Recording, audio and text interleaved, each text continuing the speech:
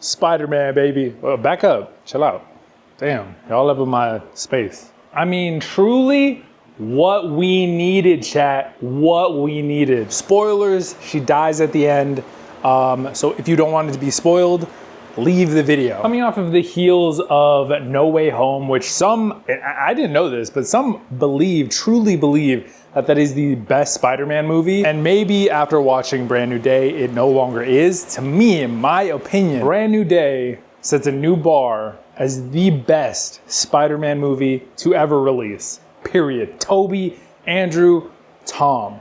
He's got number one. Number two, in my opinion, my personal favorite is going to be Tobey Maguire's Spider-Man 2. Maybe you get the gist that I'm a sucker for characters that have to struggle and then find a way to come out of that struggle. It's the human condition, I love it. And so it's no surprise that this has taken my top rank because that is what this story is. The story of the human struggle, and in this particular story, being alone and deciding that you don't have to operate that way because it's not actually optimal. You actually can do more with more people. Who would have thunk it? And that the love that you have for other people, and this is a hero's trope through and through, the love that you have for others may seem like a weakness because of the exposed heart that you give to your enemies, but is actually also can be an extremely beneficial thing just for your soul and for you on a day-to-day, and maybe like, you know, it gives you something to fight for. And I think that's just the best way to encapsulate this story.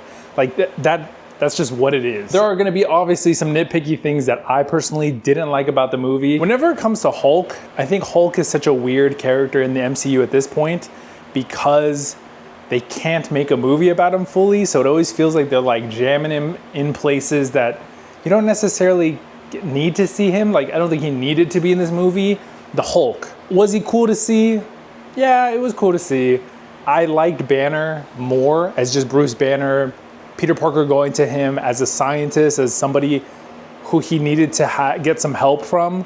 But him as the Hulk, I mean, he was a really strong character that just needed to be there for, you know, in my opinion, fan service. And he didn't honestly do too much. We literally saw him in Sokovia demolish an entire, to be fair, it wasn't fully built, but an entire building. And in this one, he maybe demolishes some of the floor that he's on. But in my opinion, he just wasn't that big of a deal. Another nitpick, possibly, and I think it was just mainly due to the fact that Jean Grey, which by the way, shout out to everybody who thought it was Jean Grey, you were absolutely right.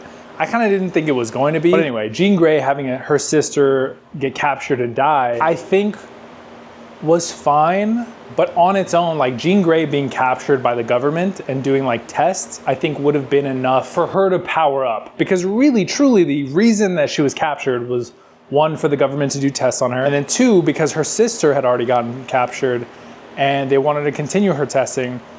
And for the movie, she really just needed to get captured because she needed to level up. She needed to get angry that her sister died. But truly, I think you could take away her sister dying, not give her a sister at all, and still have her be angry that she's in this like maximum security prison, being held captive, and Spider-Man helping with her capture. So that was kind of weak in my opinion. It also served for Jean Grey and Spider-Man to kind of have a parallel storyline. I think you see this a lot in just regular storylines between villains and heroes, where you can kind of see the hero in the villain because of the storyline that they follow. It might be like a parent dying and they kind of diverge into different paths. Just in terms of them being alone, believing they should do everything alone. They don't need anybody, loved ones is a weakness, or they don't want to get anybody else involved, whatever it may be. There's just those parallels where at the end of it, Spider-Man can say, like, you don't have to do this alone. And in saying that, realizing that it's hypocritical for him to say that because he's doing it alone, believing that he should do it alone. And in that, the realization that he doesn't have to. Now let's talk about some good things. Those are overall like small nitpicks, things that I just didn't think were really necessary, and a little bit fan servicey that I just didn't add anything, in my opinion, to the plot too much. But man, there's a lot of good things to say about this movie.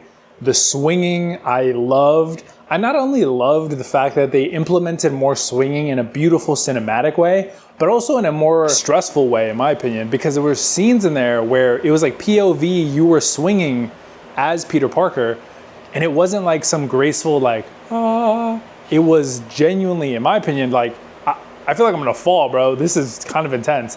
It didn't happen too often, but at least for me, it felt a little bit more shaky and just more jarring to swing that way, because it wasn't this fluid, amazing Andrew Garfield-esque swan dive that he was doing. It was just more jolting. But the swinging was done amazing. There were multiple times between this movie that you just get to watch him swing, and it was really fun to see, because Tom Holland just doesn't have much swinging footage for whatever reason. Maybe they thought it was overdone, but I love seeing it here. Everybody called it out, but having organic webbing, I like, this is why it's in this part of the video, because it is something that I do like ultimately. I like that he leveled up just like Jean Grey. And then with the acceptance that Spider-Man is Peter Parker, and that like he can be both. He deserves to be able to have a life, have loved ones, and also be responsible with the power that he has. He like levels up to another, you know, obviously another level, being able to use his organic webs. The only thing that I wish is that I do kind of wish we got more unhinged Spider-Man. We got a brief scene where he went wild with the Scorpion, but nothing really after that. He really just went to Banner, got out of there, and had the answer to figure out how to subside the evil, you know, Spider-Man version of him that he was turning into. So maybe it's a more of a nitpick of like, I didn't like how fast he got to that answer of like just dampening his evil side versus him actually more struggling with that side of himself. I just wish we could see him like struggle a little bit more with that side of himself just by himself, and not with any sort of MacGuffin like device that he put on the back of his head that just fixes everything. So that way, by the time we see him with the ninjas of the hand, I think they're called, I had to look that up because I didn't remember the name. So that way it feels a little bit more gratifying at the end there, where he really has to contend with that, take off the module, and then accept the fact that he gets to be both Peter Parker and Spider-Man. There are a ton of fan theories to this, especially at the end with MJ and Ned, whether or not they remember or not. In my opinion, because the director kind of left it open, and I've seen a couple of videos saying that the director wanted to leave it open for you to interpret, and everybody knows I hate those types of endings, but I more hate it when it's like the full ending is up to your interpretation. Don't give me that. But whether or not it's a character and whether or not they remember or they choose to do something and it's left up to me, I think I could deal with that a little bit more. In this case, I'd like to say that Ned and MJ don't remember Peter Parker still, but they have remnants of, just at the tip of my tongue, I know what this is and I know who this is, but I don't for whatever reason. There's a big block there. I just can't put my finger on it. That's how I choose to interpret it.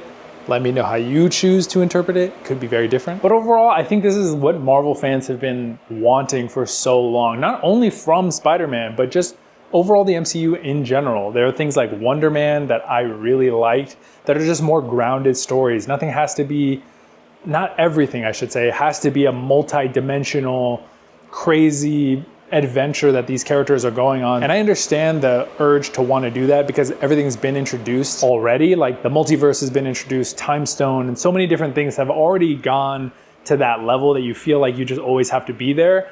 But in the comics, even though there were multi-dimensional storylines and there's Battle World and there's all these different things, there is a reset and there are different comics where, you know, the normal things are just happening, where Spider-Man is just dealing with Scorpion or just dealing with Venom or just dealing, like, we just don't need him in the Iron Spider suit every single time. So not only am I glad we got to finally see this movie and have it be made the way that, in my opinion, the fans have been wanting, but also I love that it's actually receiving the success that it deserves because it is what the fans have wanted.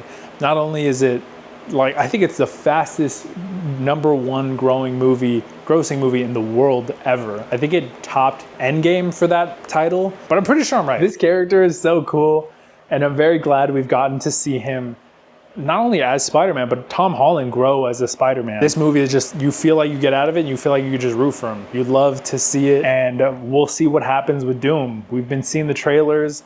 We'll see what happens, whether or not he's even in it. It does seem like it due to the post-credit scenes, but truly, we will find out. I gotta give this movie a 9 out of 10 spiders. That's my metric. Thank you so much for watching. I'll see you guys in the next one. Peace.